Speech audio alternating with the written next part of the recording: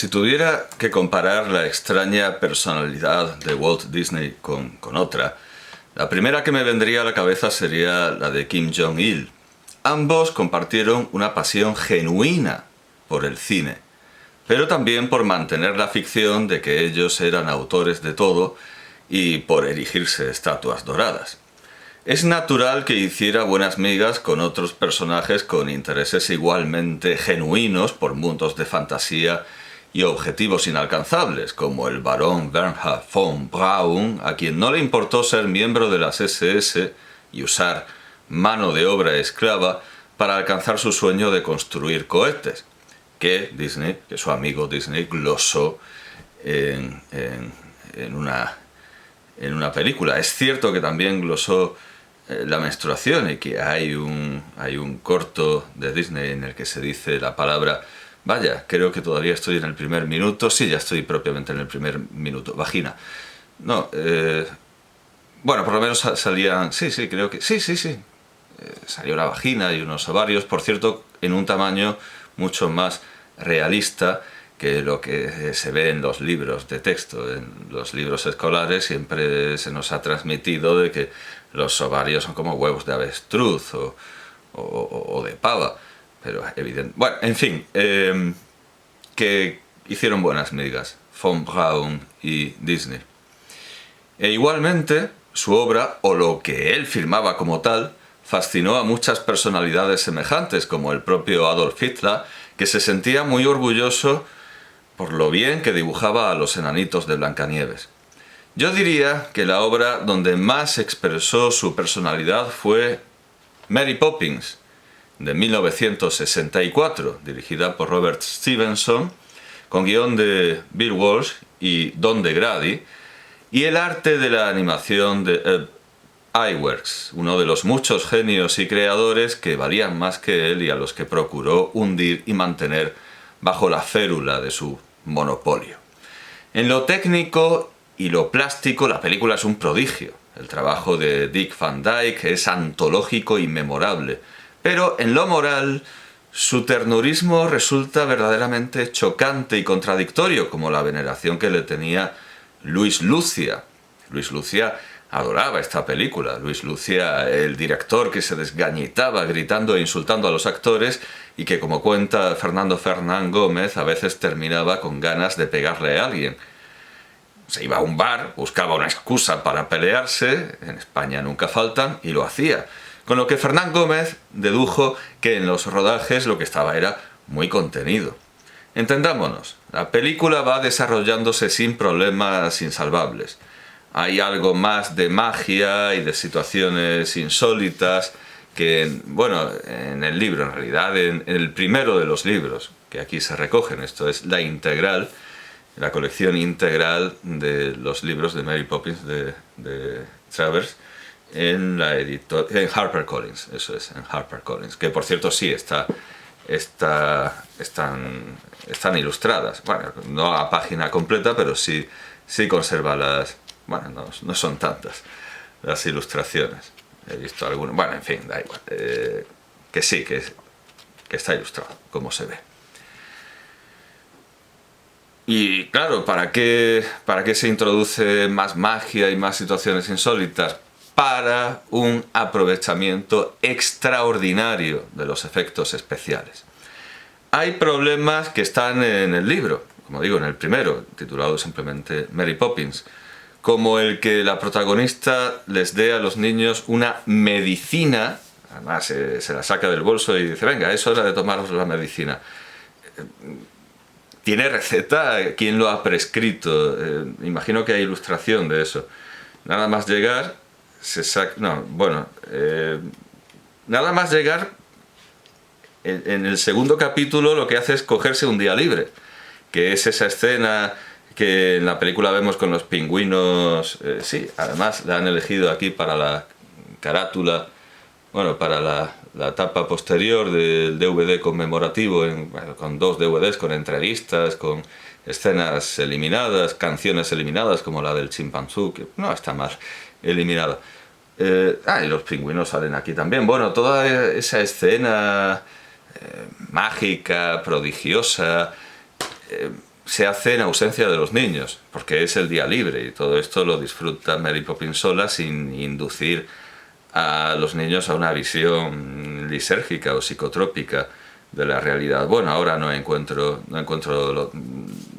ilustración. No hay ilustración de un hecho tan significativo como que se saque ahí del bolso una medicina, se la enchufe a los niños y luego empiecen a ver cosas raras. Algo que sin duda recuerda Alice's Adventures in Wonderland, las aventuras de Alicia en el País de las Maravillas de Lewis Carroll, pero con agravantes, ya que Alicia encuentra los fármacos con etiquetas que ordenan su consumo, dicen bébeme, mientras que Mary Poppins los administra directamente a cucharadas. Aunque el azúcar de la película no es sino la bebida dulce, o las bebidas dulces de las que habla Platón en las Leyes, y la miel de Lucrecio, que dice así en De Rerum Natura, en traducción de nuestro abate Marchena. Y trato de romper los fuertes nudos de la superstición agobiadora. Después, porque tratando las materias de suyo obscuras con pieria gracia, hago versos tan claros, ni me aparto de la razón en esto, a la manera que cuando intenta el médico a los niños dar el ajenjo ingrato, se prepara untándoles los bordes de la copa con dulce y pura miel, para que pasen sus inocentes labios engañados el amargo brebaje del ajenjo, y la salud les torne a que este engaño, y dé vigor y fuerza al débil cuerpo. Así yo ahora, pareciendo austera y nueva y repugnante esta doctrina, al común de los hombres, exponerte quise nuestro sistema con canciones suaves de las musas, y endulzarle con el rico sabor de la poesía. Porque efectivamente la canción con un poco de azúcar está plagiada de Lucrecio. Es algo habitual en la compañía Disney. Efectivamente Lucrecio no puede reclamar sus derechos como sí lo intentó Tezuka y al final desistió. Por cierto, que casi todos habremos escuchado esta canción en español. Julián Marías dice que no, hay que escucharla en el original, porque él lamenta mucho haber visto Mary Poppins en versión doblada, al igual que Chitty Chitty Bam Bam. Vamos a ver dónde dice esto. En la página 29 de El Cine de Julián Marías, página 29, dice eso, que por desgracia, dice, las películas se deben proyectar en versión original, aunque se doblen. Bueno, entonces lo que quiere decir es que no sea en versión censurada, o que, no, lo dice un poco antes, dice, recuerdo, entre otros muchos recuerdos horripilantes, las canciones de Gigi, porque dice, en demasiados casos el modo de hablar de los dobladores es tan convencional que toda ilusión se destruye. No están hablando, están leyendo textos muertos, fuera de situación. Bueno, en fin, que Julián Marías dice que hay que ver Gigi en versión original, y dice que también ha visto, por desgracia, ha visto en versión doblada Mary Poppins, My Fair Lady y Chitty Chitty Bam Bam. Bueno, pues Mary Poppins, My Fair Lady y Chitty Chitty Bam Bam, según Julián Marías, hay que verlas en versión original. Hay bastante de machismo en la caracterización de las sufragistas, pero en realidad hay aún más de anticapitalismo. La señora de la casa usa a las mujeres del servicio para su revolución liberal burguesa, que éstas ni siquiera entienden. Y este es el verdadero problema de la película. Walt Disney ha convertido las historias de fantasía dentro de un orden y sin salirse de las normas elementales de la buena educación de Pamela Lyndon, sí, como Barry Lyndon, sí, como el irlandés. Claro, sí, como el irlandés. Son historias todas muy comedidas, hay fantasía, pero Mary Poppins protesta contra ese abuso de fantasía, y como hemos visto, la escena más fantasiosa, que es el adentrar en un cuadro, eso lo hace en su día libre, sin llevar a los niños. Las historias de Mary Poppins son muy civilizadas, está todo dentro de un orden y sin salirse de las normas elementales de la buena educación, que es algo en lo que insistía siempre Pamela Lyndon Travers. en una, en fin, en una obra educativa mucho menos subversiva y transgresora que, por ejemplo, Jamburrasca. Incluso yo diría que es mucho menos transgresora que Pinocchio. Y, por supuesto, menos transgresora en la línea de Jamburrasca que Le Petit Nicolas de Goscinny. Es algo bastante severo y casi adulto dentro de la ficción para niños, y Disney lo convierte en una obra revolucionaria y en un colosal exponente de ese socialismo de Hollywood que tanto criticó Slavoj Žižek a propósito de Titanic de James Cameron de 1997. Walt Disney se entusiasmó con el primer libro, ya le hemos dicho, solo el primer libro de la serie de Travers, porque fue algo casi instantáneo. El primer libro es de 1934, titulado, ya lo digo, simplemente Mary Poppins, del que subrayó los capítulos más cinematográficos, creo que unos 6, aunque el final de la película se relaciona con el primer capítulo del segundo libro, Mary Poppins Comes Back, de 1935, Mary Poppins vuelve. Pero es obvio que Disney vio en el libro cosas que Travers no quiso poner. De entrada, vio dibujos animados, algo que Travers detestaba. No quería dibujos animados de ninguna manera, aunque es obvio que en eso su juicio estaba equivocado. Una cosa muy distinta es la actitud de Mary Poppins en la película. En las grabaciones que registran el asesoramiento de la autora al equipo de la película, una vez que por fin aceptó que se hiciera, después de que Disney estuviera suplicándole desde 1938, vemos que era absolutamente tajante.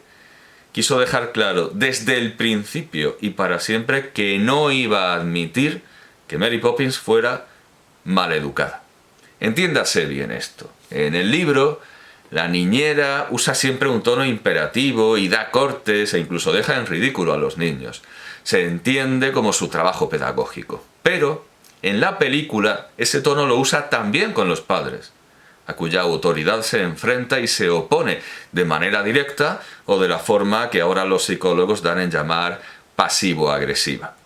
La escena culminante y el corazón de la película es la de la señora de los pájaros, que Ub Iwerks animó magistralmente y para la que los hermanos Sherman, Richard Morton y Robert Bernard compusieron lo que se convirtió en la canción favorita de Walt Disney. Cuentan incluso que una vez, cuentan los hermanos, que durante la producción de la película los citó en su casa por la tarde, les hizo interpretar la canción y cuando terminaron les dijo que muy bien y que ya se podían ir, lo que evidencia que creía que los músicos eran como una prostituta. Aquí tenemos a la señora de los pájaros en la ilustración, en la ilustración del libro, en el que Mary Poppins no ve a la señora de los pájaros. Se la señalan los niños y Mary Poppins les echa una reprimenda. Mary Poppins procede, como habitualmente, a recriminar a los niños diciéndoles que no se señala. Tampoco ve diferencia alguna entre pájaros, porque se ve que no comparte con Charles Darwin la idea de que toda persona de calidad debería dominar la ornitología. A pesar del disgusto de Mary Poppins, los niños hablan con la señora de los pájaros, que responde como si fuera una máquina expendedora. La niña cuenta que por la noche la señora acuna a todos los pájaros hablándoles en la lengua de los pájaros. Bueno, claro, dice, les habla y pregunta al niño, ¿en la lengua de los pájaros? Sí, en la lengua de los pájaros. Hasta que se quedan dormidos en sus faldas como si fuera un nido. El niño pregunta si eso es verdad. Y Mary Poppins dice, no. En cambio, en la película, es Mary Poppins, la película que... sí, aquí está. En la película es la propia Mary Poppins quien, con su canción, incita a los niños a buscar y acercarse a la señora de los pájaros, que además son, para más señas, bueno, esta es la edición doble, ya sabemos, unas asquerosas palomas, esas ratas del aire llenas de enfermedades. El compositor Richard Morton Sherman explicó que la canción Feed the Birds no tiene, son sus palabras, no tiene nada que ver con la ornitología. Es acerca de que no cuesta mucho dar amor.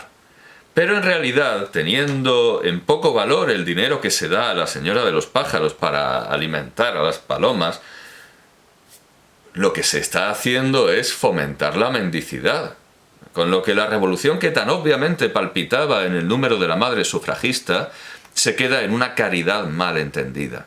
Alimentar a las palomas solo sirve para que se multipliquen y degraden con sus deyecciones la catedral de San Pablo, en tanto, o de Sir Christopher Wren, y ahí hay un juego de palabras porque es el hombre que tiene nombre de pájaro. En tanto que si se tuvieran que buscar la vida por sí mismas, se mantendrían en un número no ideal, pero sí más soportable.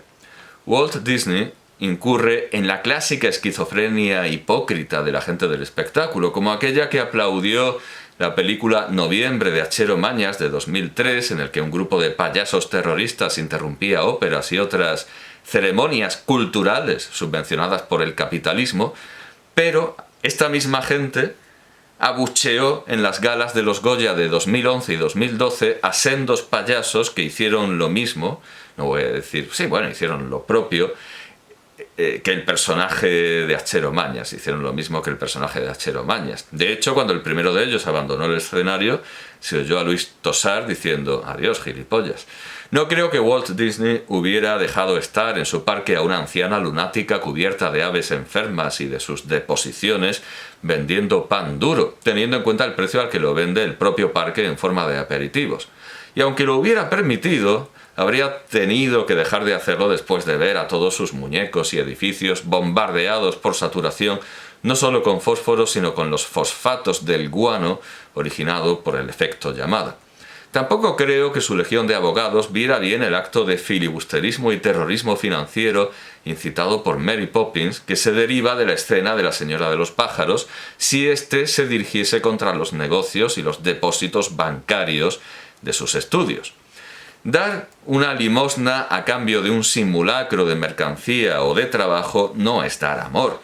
En el tiempo en que se sitúa la película se parecería más a dar amor, se parecería bastante más, fundar una institución de caridad en la que se tuviera a sus residentes cosiendo hasta que les sangraran las manos y recibiendo muchas palizas. Y hoy día tenemos la obligación de buscar soluciones a la pobreza mejores que la mendicidad y la esclavitud. La narración, afortunadamente, no acaba ahí, no acaba ni con el sentimentalismo de la canción ni con el terrorismo que de ella se deriva, sino que la narración se repone de la injerencia clarísima de Walt Disney y vuelve a ser educativa cuando muestra los inconvenientes de la calle y de las ancianas lunáticas. Pero el mayor esfuerzo emotivo de la película se ha hecho en sentido equivocado. No sé si el que salgan harapos y pichones bastará para que el espectador se dé cuenta de esto con la misma facilidad con la que percibe que ocurre en Cabaret de Bob Fosse de 1972. Aunque allí es más fácil porque salen esvásticas en la entrañable y enternecedora escena de la hostería. En el libro colectivo de 2019 Disney and Philosophy, Trust and a Little Bit of Pixie Dust, Mark D. Linville y Sean White acusan al padre de la familia protagonista, el señor Banks, Mr. Banks, de llevar la vida sin examen que Sócrates dijo que no merecía ser vivida, y le expiden como receta una frase de Chesterton: cada quien se ha olvidado de quién es.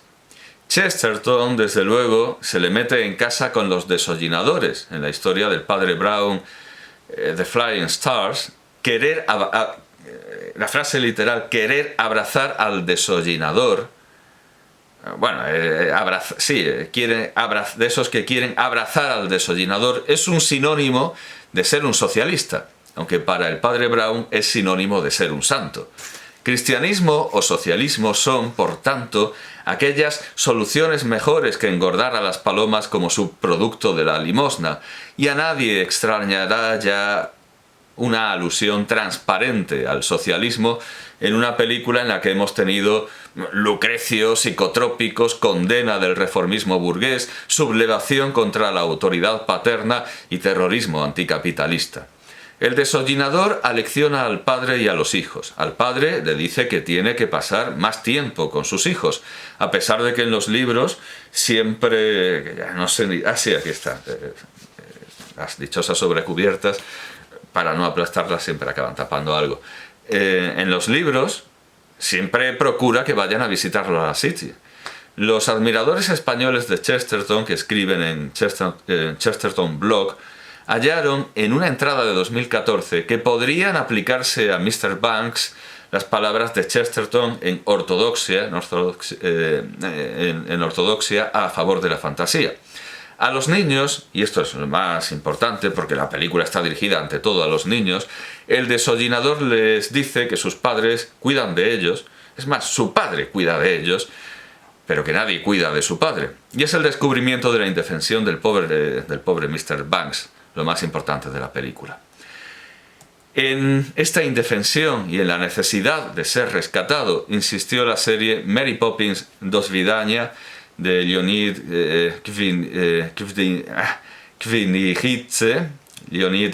Kvinichitze de 1983 y la película Saving Mr. Banks de John Lee Hancock de 2013, que da título a la contribución Disney la contribución en el libro Disney y la filosofía que hemos comentado, y que suscita también la anotación de los admiradores de Chesterton que hemos citado. Saving Mr. Banks, guardando a Mr. Banks, es un juego de palabras porque to save es salvar, pero también es ahorrar.